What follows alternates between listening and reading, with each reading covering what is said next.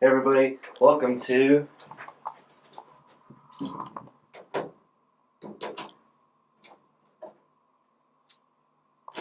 Fusion Groups. That's the only ones we had. Sorry.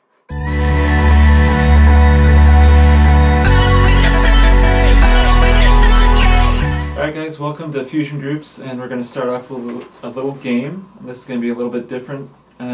I have some Valentine's Day trivia, and I'm going to ask Jonathan these questions, but I want you guys to play along as well. So right now I want you guys to split up into two teams. I'm going to give you about 20 seconds to split up into two teams, and you guys are going to play along with this multiple choice trivia game. So do that. I see you're scrambling right now. Some of you are just standing still. You need to get in a team. So, ready for Valentine's Day? Yeah, I'm ready. Did you even know it was tomorrow? I almost forgot. Okay. Thanks for this reminder. Okay, good. Good. So yes, tomorrow is Valentine's Day. So I thought we'd play a little Valentine's Day trivia. So are you ready for this? I suppose, yeah. Are you guys ready for this? Good. You can say yes, but I can't hear you. So we have 10 questions. They're all multiple choice. So find a way to tally your answers. Use your phone, use a piece of paper, and whoever the team with the most correct answers wins. So, Jonathan, the first question is, how many different cards does Hallmark make specifically for Valentine's Day? A, 560. B, 1,330, C, 2,750, or D, 7,190. How much do they make? Like, how many different cards? global, not just the store. Not just the store, yeah. Alright. I'm gonna go with C. C, 2,750. What did you guys get? Well, the correct answer is B, 1,330, and that's apparently this year. So, so you're 0 for 1. It's okay. Number 2, who receives the most Valentine's Day cards?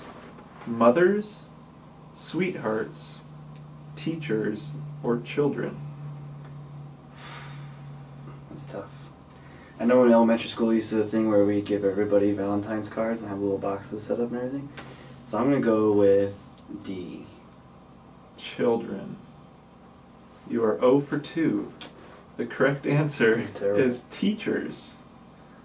I don't know. That's You'd weird. think more children would, but I guess every child gives something to the teacher. I don't think I ever have. Jonathan is not part of the norm. Okay, number 3. Who invented the first Valentine's Day candy box? Was it Darrell Hershey, Richard Cadbury, Willard Wonka, Henry Nestle? I'm going to go with B. B, Richard Cadbury. You are correct. Yeah. 1 for 3. All right, he's got 1. Are you guys doing okay? Okay. Number 4, Pope Gelasius declared February 14th to be St. Valentine's Day in what year? 76 AD, 498 AD, 1000 AD, or 1776 AD? Galatius, huh? Yeah. I know that guy. I'll go with C. Why not? C, 1000 AD. It's 498 AD. That's right. You still have time to redeem yourself. One's not bad. Number 5. The Italian city of Verona, where Shakespeare's lovers Romeo and Juliet lived, receives about how many letters addressed to Juliet every Valentine's Day? 500, 1,000, 2,000, none, because that's preposterous. I want to say D, but I'm going to go with C. C. 2,000 Valentine's Day cards addressed to an imaginary or a fictional character every Valentine's Day. It's actually B, 1,000. So You overshot it a little bit. That's Still okay. ridiculous, but It's still ridiculous. Yeah. Number 6. this is awful. Valentine's Day was originally associated with what? The mating season of birds, chocolate manufacturer's season of surplus, wedding season, or the end of harvest? Can you repeat those? Yeah. A, the mating season of birds. B, chocolate manufacturer's season of surplus. C, wedding season. D, the end of harvest. I'm gonna go with B. B, chocolate manufacturer's season of surplus. I don't even know if they have a season of surplus. It's actually the mating season of birds. What? I have no idea. I just repeat the information. This is dumb. Number 7. Arizona achieved statehood on February 14th of what year? 1910, 1911, 1912, or 1913? 1912. 1912. I You knew- are I correct. knew that one. That is correct. I don't know why I knew that. C, 1912. 1912. That's because you see all the signs on the highways That's that cost it. thousands of Duh. dollars That last makes year. sense, yeah. Okay. 100 years. Subliminal messages. Yes.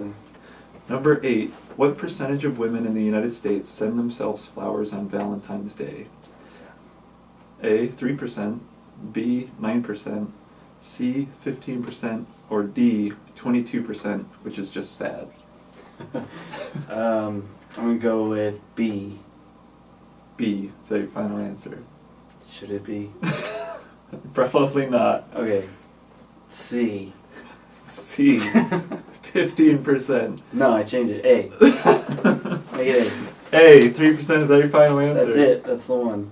You should have gone with your second choice. C.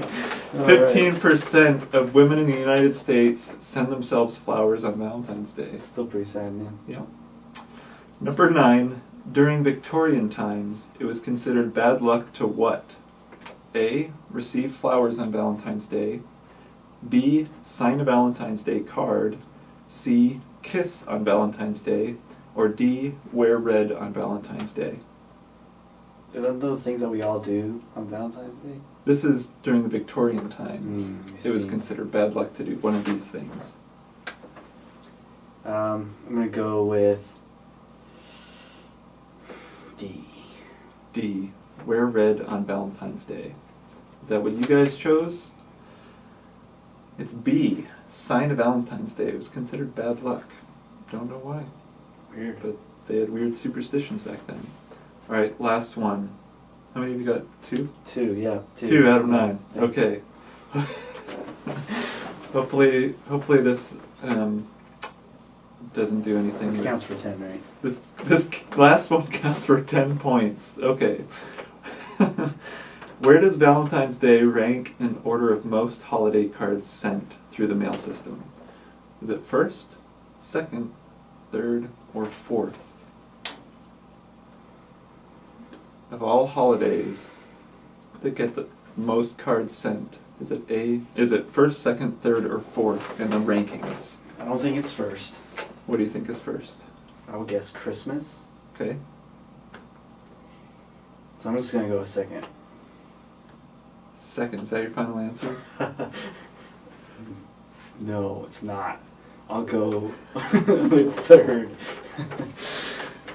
Is that your final answer? Sure, why not? You should have gone with your first instinct.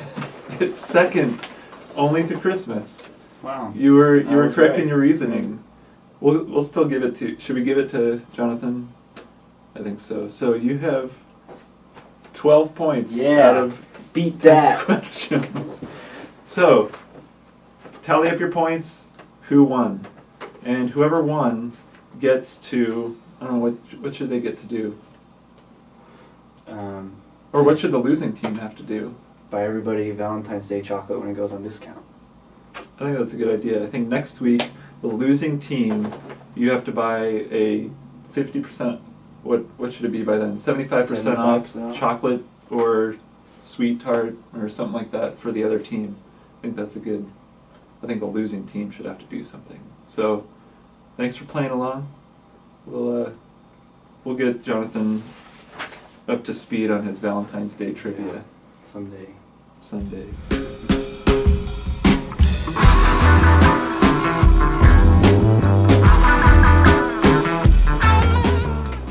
Alright, we've got some announcements for you. Actually, one really main announcement, and again, that's summer camp. Summer camp is MFuge, and it's July 22nd through 27th.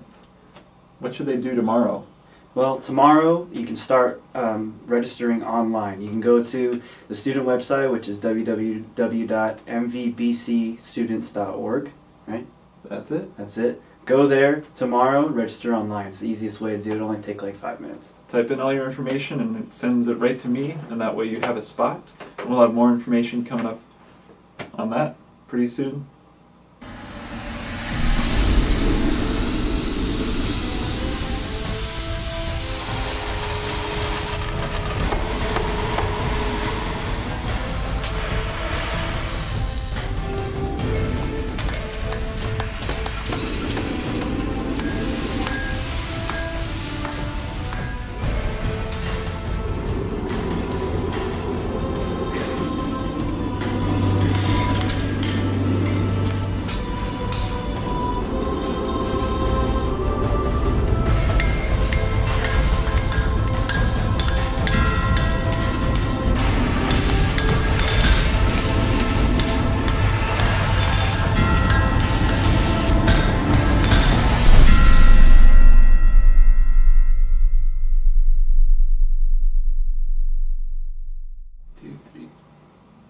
Last week at Fuse we introduced this Collide series. And we talked about the collisions that we make in everyday life. We used this topic of colliding as kind of an idea of change, and we talked about the word change as a nicer word than colliding. But this idea of collisions is about two things colliding, one thing does not remain the same. And Derek talked about a woman who went out of her way to purposefully collide with Jesus so that her life would be changed forever. And this idea of colliding isn't about the change itself. It's about putting ourselves in a position to change. That's what I want you guys to be talking about in your small groups, this idea of coming out of our comfort zone to do that. So why don't you guys head to your small groups now?